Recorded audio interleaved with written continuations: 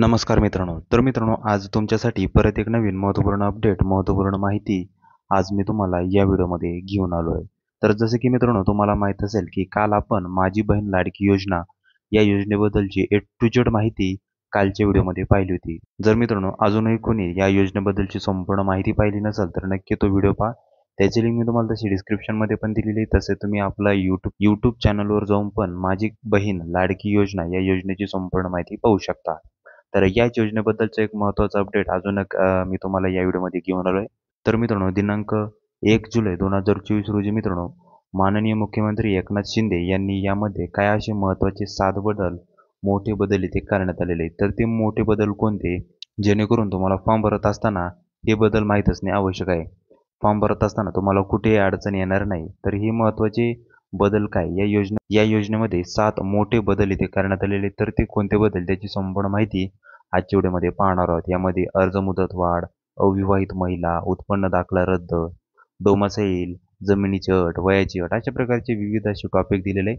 त्याची संपूर्ण डिटेल माहिती आजच्या व्हिडिओमध्ये आपण पाहणार आहोत. तर त्यासाठी आपला व्हिडिओ नक्की शेवटपर्यंत पहा आणि अशाच नवीन नवीन माहितीसाठी अपडेटसाठी आपल्या चॅनलला सबस्क्राईब करायला विसरू नका. चला तर व्हिडिओ सुरू करूया. तर मित्रांनो, इथे पाहू शकता त्याबद्दलचं महत्त्वाचं अपडेट टेलिग्राम, ट्विटर म्हणजेच एक्स हँडलवर महाराष्ट्र DGIPRवर ऑफिशियलरित्या प्रसिद्ध करण्यात आलं होतं. तर मित्रांनो, हे नुकतंच 1 जुलैची माहिती आहे. तर इथे पाहू शकता मुख्यमंत्री माझी लाडकी बहीण योजनेला मुदतवाढ या संदर्भात प्रसिद्ध झालेल्या शासन निर्णयात केलेल्या महत्त्वपूर्ण बदलाबाबत उपमुख्यमंत्री यांनी विधानसभेत केलेले निवेदन. तर हे निवेदन आहे. तर हे निवेदनमध्ये काय म्हटलंय त्याचीच माहिती आज आपण या व्हिडिओमध्ये पाहणार आहोत. तर इथे तुम्ही पाहू शकता मुख्यमंत्री माझी लाडकी बहीण या योजनेच्या संदर्भात निवेदन करू इच्छिता. तर यामध्ये अशा प्रकारचे 7 महत्त्वाचे बदल इथे करण्यात आलेले. तर यामध्ये सर्वात अगोदरचा बदल म्हणजे सदर योजनेत अर्ज करण्याची मुदती 1 जुलै 2024 पासून ते 15 जुलै 2024 पर्यंत ठेवण्यात आली आहे. आता मित्रांनो, या योजनेसाठी जी काही अर्ज प्रक्रिया असणार आहे ती 1 जुलै ते 15 जुलै दरम्यान असणार आहे. या मर्यादेत सुधारणा करण्यात येत असून आता 2 महिने ठेवण्यात येत आली आहे. म्हणजेच पूर्वी जी काही या योजनेसाठी अर्ज करण्याची तारीख होती 1 जुलै ते 15 जुलै ठेवली होती. आता यामध्ये बदल करून 2 महिने यामध्ये मुदतवाढ करण्यात आलेली. तर याची शेवटची तारीख आता 31 ऑगस्ट 2024 असणार आहे. तर सर्व लाभार्थी महिलांना आता 31 ऑगस्ट 2024 पर्यंत या योजनेअंतर्गत अर्ज करता येणार आहे. तसेच दिनांक 31 ऑगस्ट 2024 पर्यंत अर्ज करण्यात आलेल्या लाभार्थी महिलांना दिनांक 1 जुलै 2024 पासून दरमहा ₹1500 आर्थिक लाभ इथे देण्यात येणार आहे. म्हणजेच इमिजिएटली लाभ या योजनेअंतर्गत लगेच तुम्हाला इथे देण्यात येणार आहे.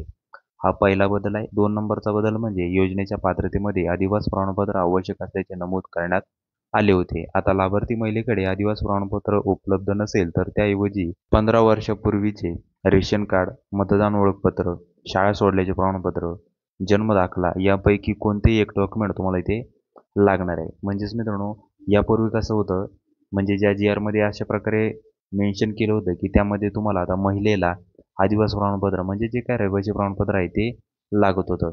परंतु आता यामध्ये बदल काय केला आहे, जर तुमच्याकडे रहिवासी आदिवासी प्रमाणपत्र नसेल तर तुम्ही त्याऐवजी 15 वर्षापूर्वीचे रेशन कार्ड तुमच्याकडे असेल, मतदान कार्ड असेल, शाळा सोडल्याचा दाखला म्हणजे TC, जन्मदाखला असेल तर यापैकी कोणते एक डॉक्युमेंट तुम्ही ते ॲड करू शकता.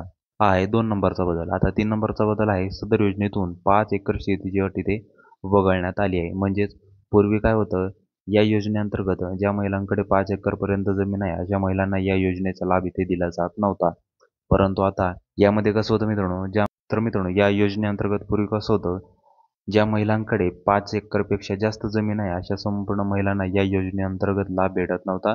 परंतु आता ही अट इथे शिथिल करण्यात आलेली, काढून टाकण्यात आलेली आहे.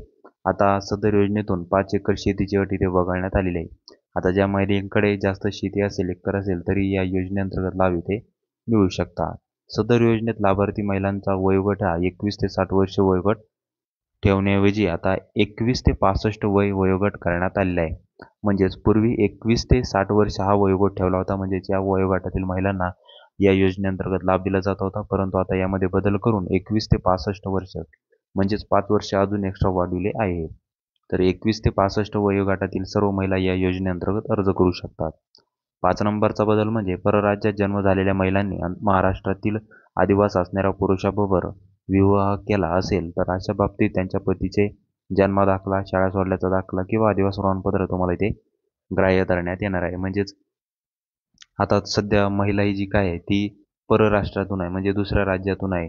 समजा उत्तर प्रदेश किंवा दिल्ली इकडून महिला त्यांच्या नवऱ्यासोबत लग्न झाल्यानंतर महाराष्ट्रात वास्तव्यात आली असेल, तर अशा वेळी महिलेला लाभ घ्यायचा असेल तर या योजनेअंतर्गत तर पतीचा जे काही जन्माचा दाखला असेल किंवा शाळा सोडल्याचा दाखला किंवा आदिवासी प्रमाणपत्र यापैकी कोणते डॉक्युमेंट तुम्हाला ते लागणार आहे. कुणाचं? तुमच्या पतीचं.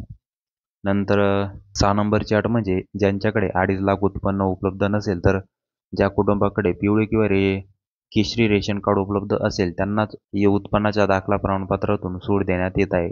म्हणजे ज्यांचं उत्पन्न हे 2.5 लाखापेक्षा जास्त नाही अशाच व्यक्तींना पिवळे रेशन कार्ड किंवा केशरी रेशन कार्डची आवश्यकता नाही. त्यांना याची सूट दिलेली आहे. परंतु ज्यांचं उत्पन्न 2.5 लाखापेक्षा जास्त आहे अशा व्यक्तींना पिवळे किंवा केशरी रेशनदार असणे आवश्यक आहे. सदर योजनेत कुटुंबातील एका पात्र अविवाहित महिलेला सुद्धा या योजनेचा लाभ देण्यात येणार आहे. पाहिलं ना मित्रांनो, या योजनेअंतर्गत सदर योजनेत कुटुंबातील एकाच पात्र अविवाहित महिलेला सुद्धा या योजनेअंतर्गत लाभ दिला जाणार आहे.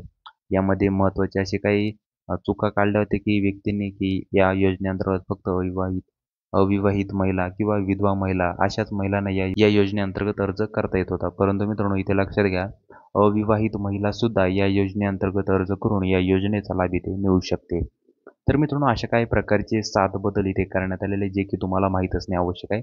हे महत्त्वाचे 7 बदल करून मुख्यमंत्री माझी लाडकी बहीण योजना ही महत्त्वपूर्ण योजना आता परत एकदा चांगल्या रीतीने सुरू करण्यात आलेली आहे आणि याचे जे काही ऑफलाईन पद्धतीने अर्ज प्रक्रिया आहे ती नुकतीच सुरू झालेली आहे. तर लवकरात लवकर तुम्हाला तुमच्या जवळचं आपले सेवा केंद्र किंवा ग्रामपंचायत, ग्रामसेवक अधिकारी असे अंगणवाडी सेविका यांच्याकडे जाऊन तुम्ही ऑफलाईन पद्धतीने अर्ज इथे करू शकता.